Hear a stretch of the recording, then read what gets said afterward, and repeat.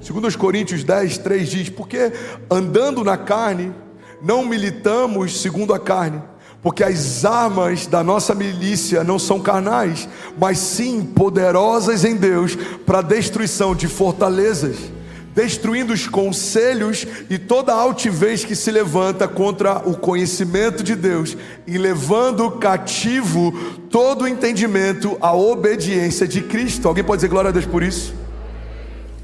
Governar as emoções, eu estou finalizando essa mensagem, é um pré-requisito básico para que a gente possa viver uma vida com propósito. Governar as emoções é um pré-requisito básico para que a gente possa experimentar a plenitude que o Evangelho propõe. Olha o que a Bíblia diz em Provérbios 16, 32: melhor é o homem paciente do que o guerreiro, mais vale controlar o seu espírito do que conquistar toda uma cidade. Agora, eu já falei sobre a importância de uma emoção equilibrada, eu já falei sobre a importância da pureza do nosso coração, eu já falei sobre a importância da gente guardar, mas alguns talvez vão dizer: pastor, mas como que eu faço isso? Irmão, tem uma passagem na Bíblia que a primeira vez que eu li, ela explodiu a minha mente, e eu queria muito compartilhar, porque ela pode mudar a história de alguém aqui nessa manhã. Você está comigo? A palavra de Deus diz em Eclesiastes 10 o seguinte: assim como a mosca morta produz mau cheiro e estraga o perfume, também um pouco de insensatez pesa mais que a sabedoria e a honra.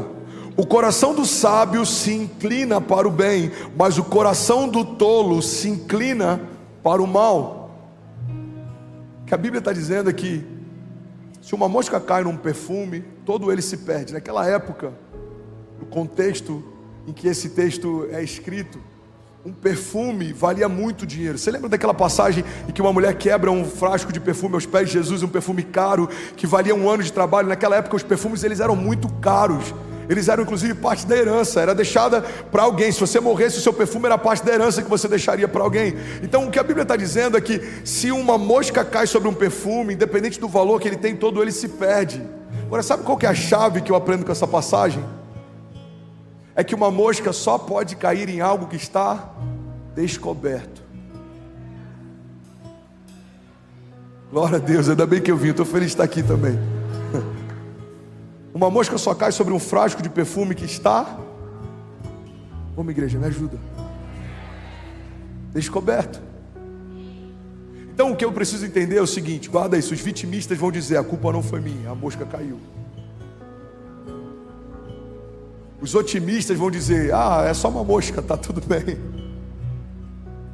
Mas o que a Bíblia está dizendo é que quem precisa cobrir um perfume caro para que ele não se perca, sou eu. A autorresponsabilidade é o que faz com que eu preserve com tudo que eu posso, com tudo que eu tenho, aquilo de mais precioso que eu carrego.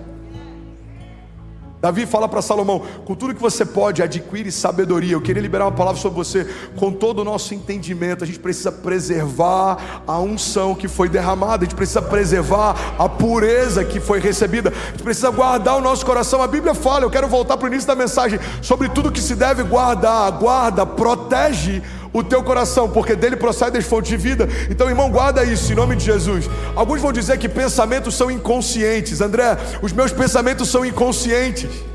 Eu tenho pensamentos que eu não governo sobre eles. Então, como que eu posso estar pecando se eu não tenho controle sobre os meus pensamentos? Irmão, guarda isso. Por mais que existam alguns tipos de comportamento e pensamentos que são inconscientes, aquilo que eu alimento a minha mente define como eu começo a me mover, inclusive de forma inconsciente. A Bíblia fala sobre portais. Os portais da nossa alma e do nosso coração são diretamente ligados àquilo que eu vejo, aquilo que eu ouço, os ambientes que eu estou. A Bíblia diz: não ande com os escarnecedores, não se assente na roda deles. A Bíblia diz que se o nosso olho nos leva a pecar, arranca o teu olho. Ou seja, abra mão daquilo que te faz pecar, para que você não perca a salvação. Irmão, eu preciso que a gente finalize essa manhã, esse culto, e eu preciso te orientar em relação a isso. É você quem governa o que você se alimenta. Se a gente se alimenta mais de noticiários do que da boa notícia dos céus, é normal o nosso coração estar pesado e pessimista.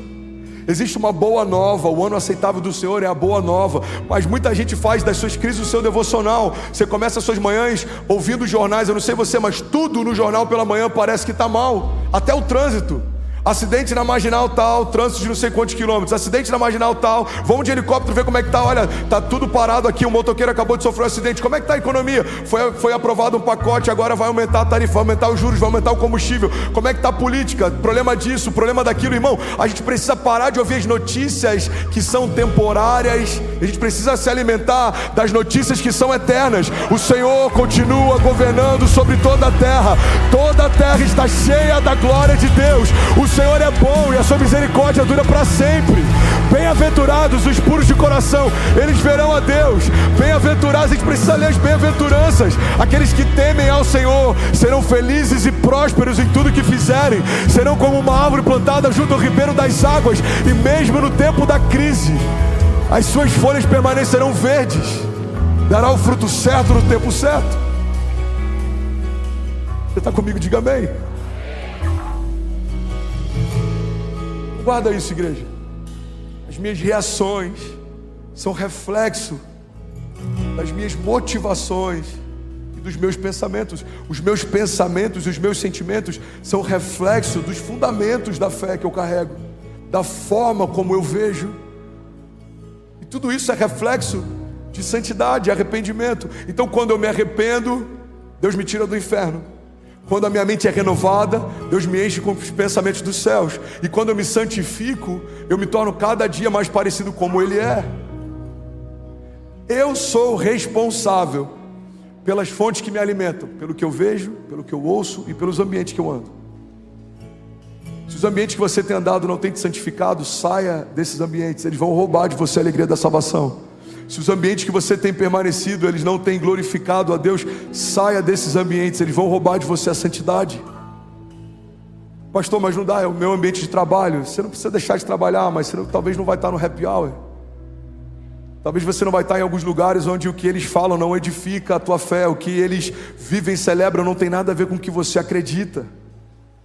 É muito sutil, sem perceber a gente vai se alimentando de outras fontes, e quando a gente vai ver, a gente já está falando coisas que a gente não falava, sentindo coisas que a gente não sentia, crendo em coisas que a gente não cria. Irmão, a gente precisa guardar as fontes que alimentam o nosso coração, porque elas definem diretamente aquilo que sai dele. Alguém está comigo? Diga amém. São os nossos portais de acesso. Tem uma história, eu vou finalizar aqui. Alguém recebeu algo de Deus? Diga amém.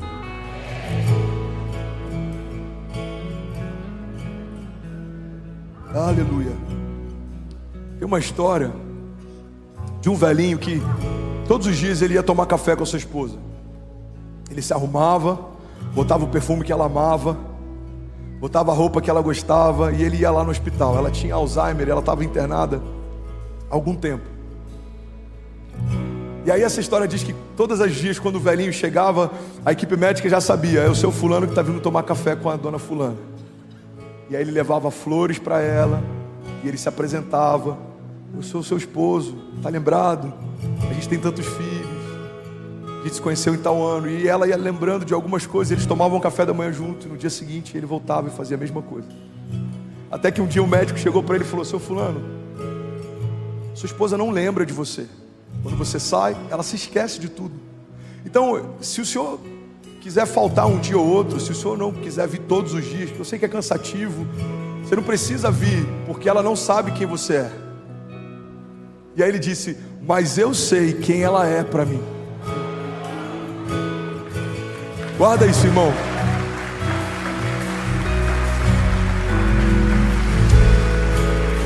A pureza do nosso coração é exatamente como essa relação que eu acabei de compartilhar. A gente precisa manter o nosso coração puro, não é porque os outros estão vendo a pureza do nosso coração, mas é porque a gente está olhando para o nosso coração e está vendo quão puro ele está. Não é porque os outros estão aprovando a nossa jornada, mas é porque Deus está olhando para a gente, para a nossa jornada, e Ele está se alegrando do que a gente está construindo.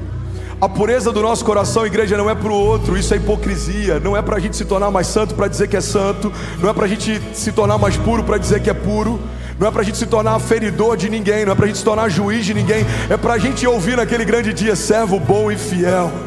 Eu tenho uma morada preparada para você. Eu sei quem você é. Eu me alegro com o teu coração.